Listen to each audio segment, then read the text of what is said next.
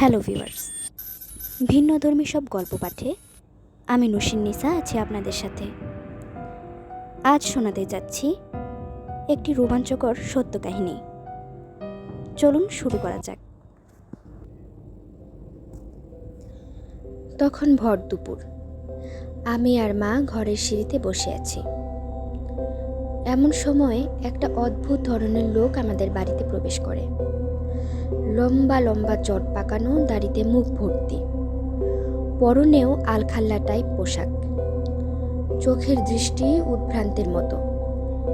দেখলেই কেন জানি না গা শিউরে ওঠে। লোকটা বাড়ির ভিতর ঢোকা মাত্রই আমাদের পশু পাখিগুলো অদ্ভুতভাবে ডাকতে লাগলো। সেই ডাক ভয় পেয়ে করা চিৎকারের মতো। গরুগুলো তো নিজের গলার রশি ছেঁড়ার প্রাণপণ চেষ্টা করছিল। এমনকি খাঁচায় থাকা পাখিটাও ডানা ঝাপটাচ্ছিল, যেন ওরা কোনো বিপদের আভাস পেয়েছে, যেটা কিনা আমরা পাচ্ছি না। আলখাল্লা পরা লোকটা ধীরে ধীরে আমাদের সামনে আসলো। এসে সহজ স্বাভাবিক ভঙ্গিতে ভিক্ষা চাইল। ভিক্ষার কথা শুনে তো আমার মা প্রচণ্ড বিরক্ত হলো। বলল, এত জোয়ান ছেলে, কাজ কাম করতে পারেন না? দাড়ি গোফে জট পাকিয়ে সাধু সেজে ভিক্ষা করা হচ্ছে, তাই না? মায়ের কথা শুনে লোকটার চোখ ভয়ঙ্করভাবে জ্বলে উঠল, কিন্তু তিনি গলার স্বর স্বাভাবিক রেখে আবার ভিক্ষা চাইলেন। এবার ভিতর থেকে বাবা বেরিয়ে এসে খুব ঝাঁঝালোভাবে ধমকালো লোকটাকে, চলে যেতে বললেন। সে চলে যাওয়ার সময় আমরা খেয়াল করলাম, এই ভর দুপুরেও তার কোনো ছায়া পড়ছে না। এই দৃশ্য দেখার পর ভয়ে আমরা প্রায় জমেই গেলাম। মা ওনাকে ডাকলেন চাল নেওয়ার জন্য, বাবাও, কিন্তু সে আর আসলো না। তবে একবার পিছন ফিরে অগ্নি দৃষ্টিতে তাকালো। এরপর কিছুদিন আমরা খুব ভয়ে ছিলাম, কিন্তু দিনকে দিন সব স্বাভাবিক হয়ে গেল। এ ঘটনার প্রায় 10-15 দিন পরের কথা। আমার বাবা রাতে ঘুম ভাঙায় বারান্দায় বসেছিলেন। হঠাৎ কে যেন তার উপর আলো ফেলল, কিন্তু কোনো সাধারণ আলো নয়, গাঢ় কমলা আলো। বাবা বিরক্ত হয়ে জিজ্ঞেস করলেন, কে? কিন্তু উত্তর এলো না। আবার আলো পড়তে লাগলো। বাবা বিরক্ত হয়ে বাগানের দিকে গেলেন। এর কিছুক্ষণ পরই ফিরে এলেন, কিন্তু কেমন যেন ভীত হয়ে। বললেন, ওখানে নাকি একটা লোক দাঁড়িয়ে আছে। তার শরীর থেকে কমলা আলো ঠিকরে বেরোচ্ছে। তার গা থেকে মরা মানুষের গন্ধ। এই ঘটনার পর থেকেই বাবা অসুস্থ হয়ে পড়েন। অসুস্থ হওয়াটা খুবই স্বাভাবিক। কার যেন বিয়ে হয়েছিল, উচ্চ স্বরে মাইক বাজিয়েছে, তাই বাবার মাথা ব্যথা। কিন্তু সেই মাথা ব্যথা কমার নাম নেই। ডাক্তার ওষুধ দিল, কিন্তু কোনো লাভ হলো না। এরপর বাবা দৃষ্টিশক্তি হারিয়ে ফেললেন। আই স্পেশালিস্ট জানালো, চোখ একদম ভালো, লেন্স, আইরিশ, কর্নিয়া সব ঠিক আছে। ইভেন মস্তিষ্ক ঠিকঠাক মতোই সংকেত পাঠাচ্ছে। তবুও কেন কিছু দেখতে পাচ্ছেন না তা কিছুতেই বোঝা গেল না। 14 দিনের মধ্যে সবটা পাল্টে গেল। বাবা কোনো কাজ করতে পারেন না, তাই আমাদের চাচাদের কাছে হাত পাততে হয়। এর মধ্যে একদিন আমার বড় আপু আমাকে বলল, ওই অদ্ভুত লোকটার সাথে খারাপ ব্যবহার করার পর থেকেই এমন হচ্ছে না তো? কথাটা ফেলে দেওয়ার মতো নয়। এদিকে বাবা ধীরে ধীরে আরো অসুস্থ হয়ে যাচ্ছিল। একদিন আমি আর আপু গাছ লাগানোর জন্য মাটি খুঁড়ছিলাম। হঠাৎ একটা অদ্ভুত ধরনের কাপড়ের পুতুল পেলাম। সেটার দু চোখে পেরেক মারা, পুতুলটার শরীরের বিভিন্ন অংশও কাটা। আমরা ভয় পেয়ে গেলাম। এই টাইপ ব্যাপারগুলো তো ব্ল্যাক ম্যাজিকে হয়, এ ব্যাপারে আমরা কিছুটা জানতাম। তাই এই পুতুল নিয়ে গ্রামের এক হুজুরের কাছে গেলাম। এইসব সম্পর্কে উনি অনেক কিছুই জানে বলে শুনেছি। উনি পুতুলটা দেখে অবাক হয়ে গেলেন। বললেন, এই রকম কালো জাদু তো মানুষ করতে পারে না, এগুলো শুধু জিনেরাই করতে পারে। আমরা দু বোন অবাক হয়ে গেলাম। উনি জিন সাধনা করতেন, তাই আমরা বললাম কিছু সাহায্য করতে। উনি বললেন, আমি এই জিনকে ডাকতে পারবো শুধু, এর বেশি কিছু করতে পারবো না। আর জিনেরা কখনো কারো উপর কালো জাদু করলে তা সরিয়ে নেয় না। তবুও আমরা জিনকে ডাকতে বললাম। আল্লাহ যদি ভাগ্য ভালো রাখেন তবে ভালো কিছু হতেও তো পারে। ওই হুজুর আমাদের কথায় রাজি হলেন, তবে বললেন যে কোনো একজনকে থাকতে হবে, জিন বেশি মানুষ পছন্দ করবে না। আপু যেহেতু বড়, আপুই রয়ে গেল, আমি বাইরে চলে গেলাম। ভিতরে কি হলো জানি না, তবে খানিক বাদে আপু হাসি মুখে বেরিয়ে এলো। জিন নাকি পুতুলটা ধ্বংস করে দিয়েছে। এটা ভালো খবর হওয়া সত্ত্বেও যিনি জিনকে ডেকেছিলেন তিনি মুখ ভার করে রইলেন। বললেন, এটা অসম্ভব, কোনো জিনই এমনটা করে না। সে কেন করলো? এর পিছনের কারণটা কি? এতে আবার ক্ষতি হবে না তো? তবে তার কথা আমরা পাত্তা দিলাম না, বাড়ি ফিরে এলাম। বাড়ি ঢোকা মাত্রই মা হাসি মুখে বলল, জানিস তোর বাবা সব দেখতে পাচ্ছে আর অনেক সুস্থও বোধ করছে। মায়ের কথা শুনে আমরা প্রচণ্ড খুশি হলাম। দ্রুত ঘরের দিকে যাচ্ছি। আর সে সময় আমাদের গরু, কবুতর, মুরগি, ছাগলগুলো ভয়াবহভাবে ডাকতে লাগলো, সেই দিনের মতো।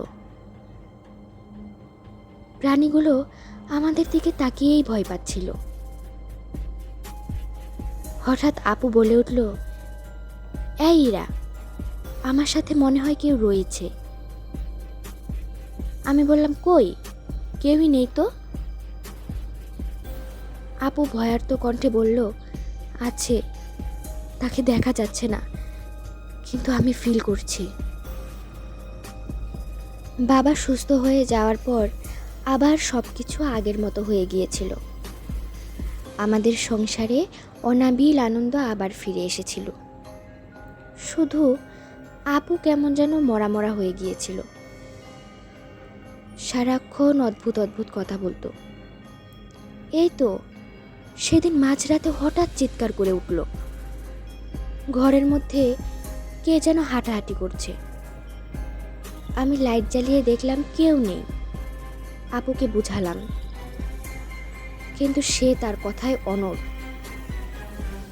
আরেকদিন আয়নার সামনে দাঁড়িয়ে কাকে যেন জিজ্ঞাসা করছিল, তুমি কি চাও? আমি বললাম, কার সাথে কথা বলো? আপু জানালো, আয়নার মধ্যে নাকি কে যেন আছে। এদিকে বাবা তার বন্ধুর ছেলের সাথে আপুর বিয়ে ঠিক করেছে।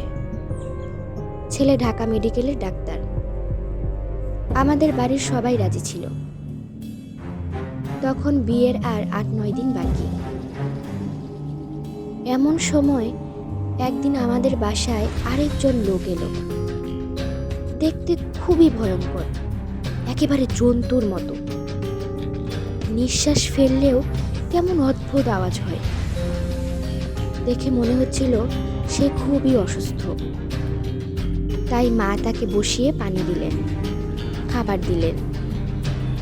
এর আগের বারের ঘটনায় মায়ের ভালোই শিক্ষা হয়েছে। তখন সন্ধ্যা পেরিয়ে রাত হয়ে গিয়েছে, কিন্তু লোকটি যাচ্ছিল না। মা জিজ্ঞেস করায় বলল সে নাকি বাবার সাথে দেখা করে যাবে। কেন জানি আমার খুব ভয় লাগছিল। একটু পর বাবা এলো।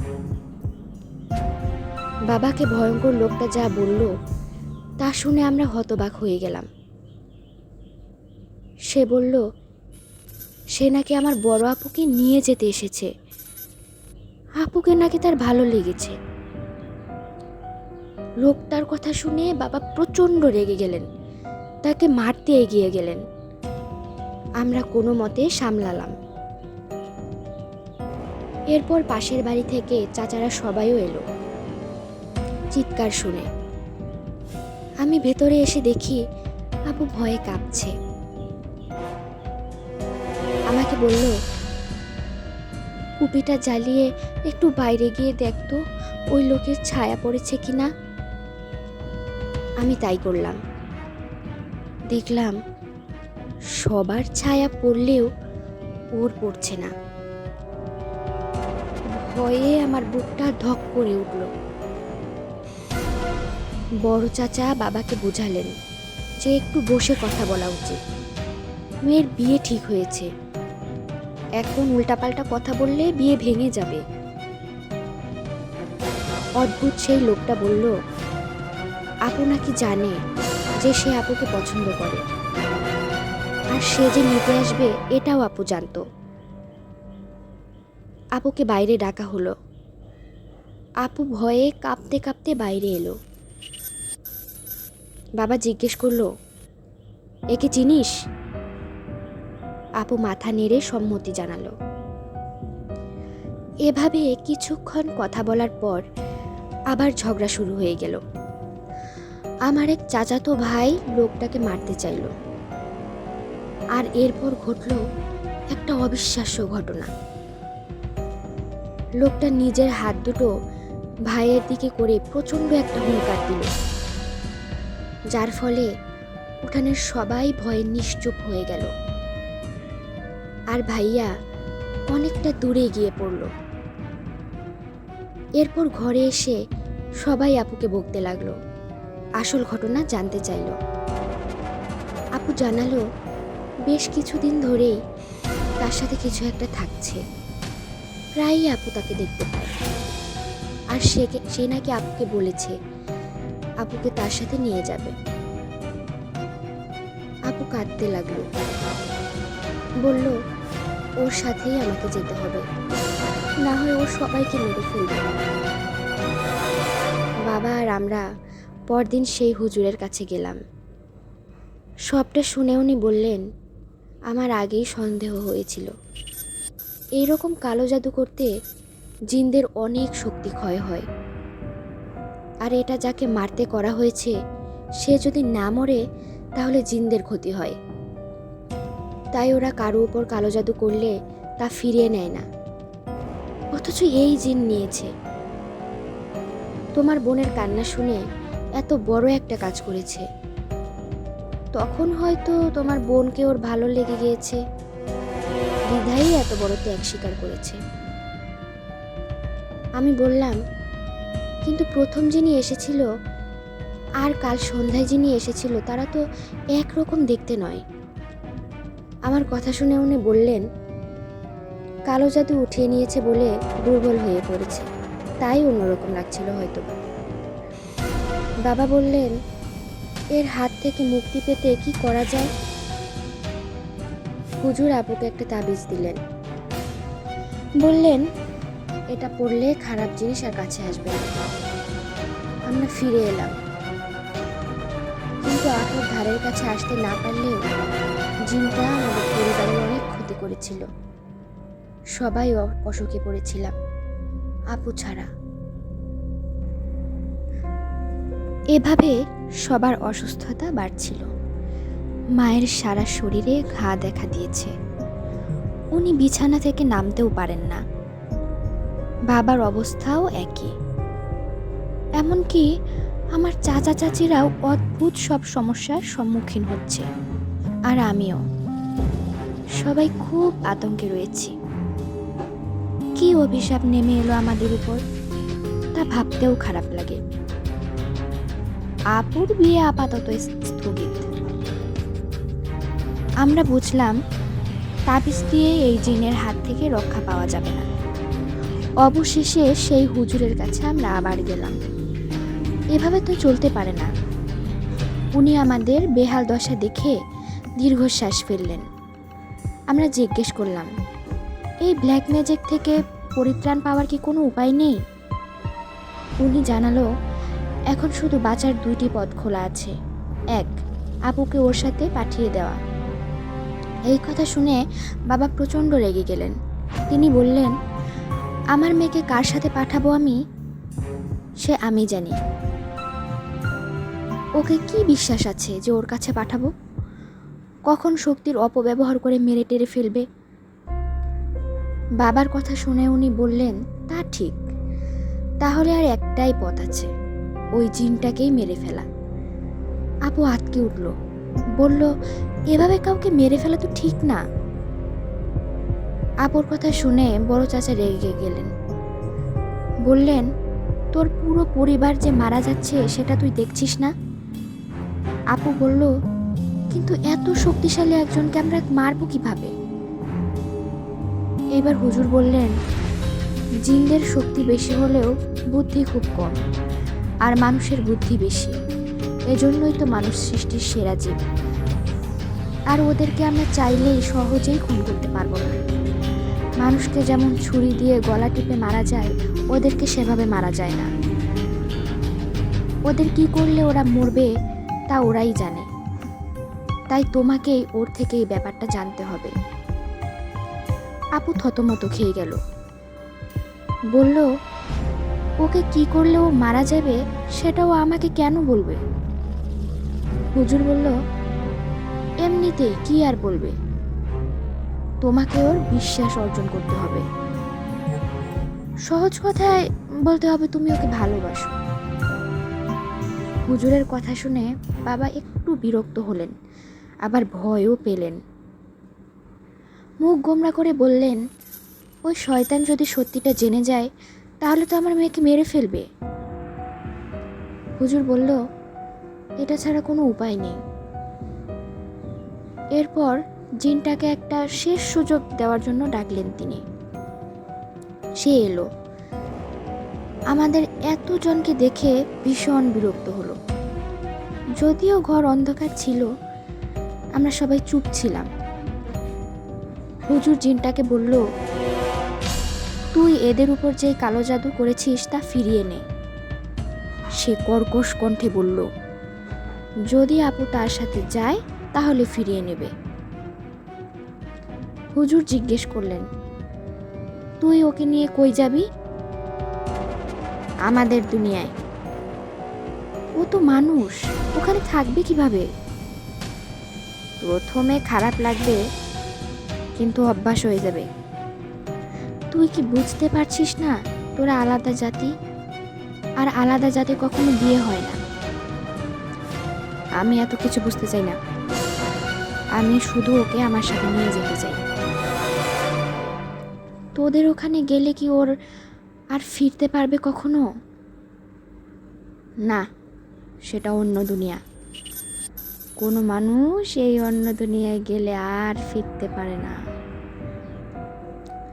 তার মানে ও তোর সাথে গেলে ওর বাবা মা ওর কোনো খোঁজ পাবে না? না। ও আদৌ বেঁচে আছে কি না, না মেরে ফেলেছি সেটাও জানবে না? না। কিন্তু আমি ওকে মারবো কেন? তুই এখানে ওকে নিয়ে থাকতে পারবি?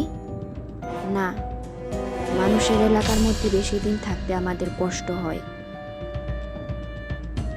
হুজুর দীর্ঘশ্বাস ফেললেন।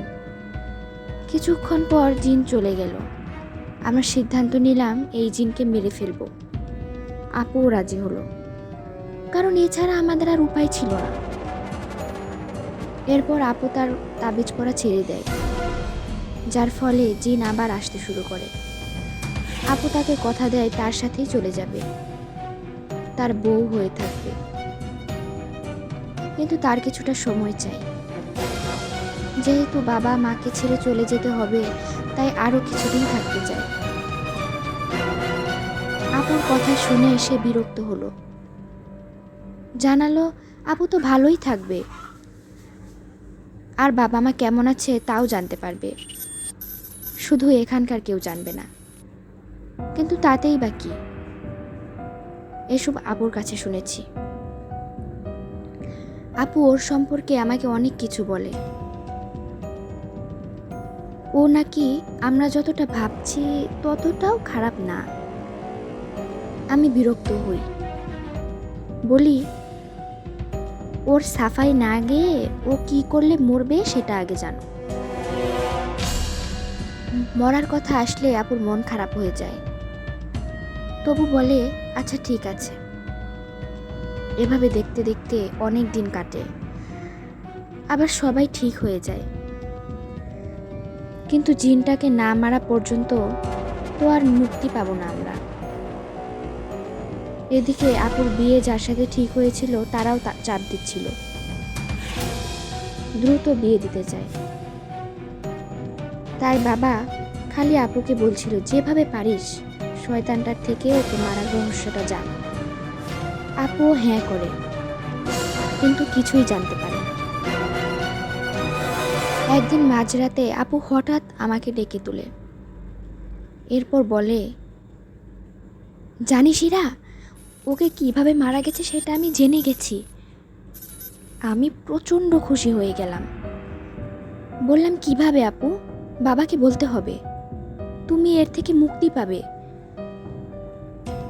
হঠাৎ আপুর দু চোখে পানি চলে এলো, আমাকে অবাক করে দিয়ে বলল আমার মুক্তির দরকার নেই। মানে কি আপু, তুমি এসব কি বলছো? যে আমাকে এতটাই বিশ্বাস করে যে তাকে কিভাবে মেরে ফেলা যাবে সেটা অবধি বলে দেয়, তার সাথে আমি কিভাবে বিশ্বাসঘাতকতা করব? আমার পক্ষে ওকে মারা সম্ভব না। ও আমাকে আরো আগে থেকেই ওকে মারার উপায় বলেছে, কিন্তু আমি কাউকে বলতে পারিনি।